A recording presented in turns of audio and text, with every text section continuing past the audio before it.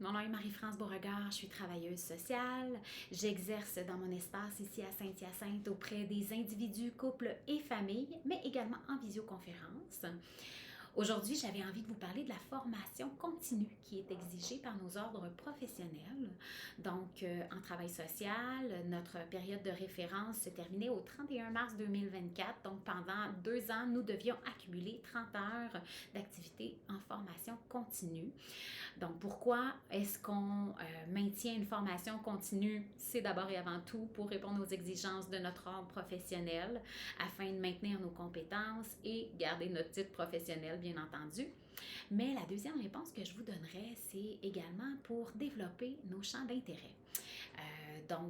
Durant les 2 dernières années, en ce qui me concerne, j'ai d'abord concentré mes activités de développement vers le démarrage de la pratique autonome. J'avais le souhait, le souci, en fait, d'amorcer cette pratique-là dans le respect des normes attendu. Donc, j'ai entre autres suivi des formations sur le cadre législatif, sur la tenue de dossier, sur l'évaluation du fonctionnement social pour m'assurer de démarrer de façon réglementaire. Ensuite, le co-développement et la supervision ont également fait partie de mes activités de développement. Je trouve très intéressant de pouvoir échanger avec d'autres professionnels et bénéficier ainsi des forces de chacune, des expériences pour améliorer notre pratique, chacune à notre façon. Autre activité de développement que je trouve incontournable en ce qui me concerne, c'est l'intervention auprès des personnes suicidaires, compte tenu de l'importance de cet enjeu-là. Donc, j'ai maintenu ma formation à jour à cet égard-là, ce que je trouve important de faire durant toute notre carrière, par ailleurs, donc de rafraîchir cette formation-là pour s'assurer de bien accompagner les personnes devant ces enjeux.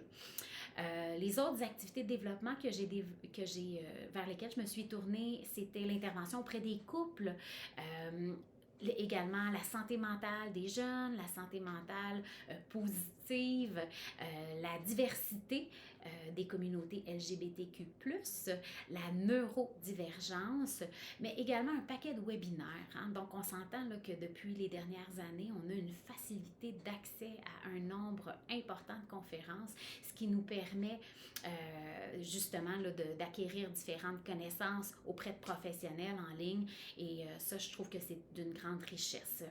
Donc, voilà un petit résumé des activités de développement qui ont retenu mon attention. Si jamais vous désirez amorcer une démarche en travail social, vous avez mes coordonnées en bas d'écran.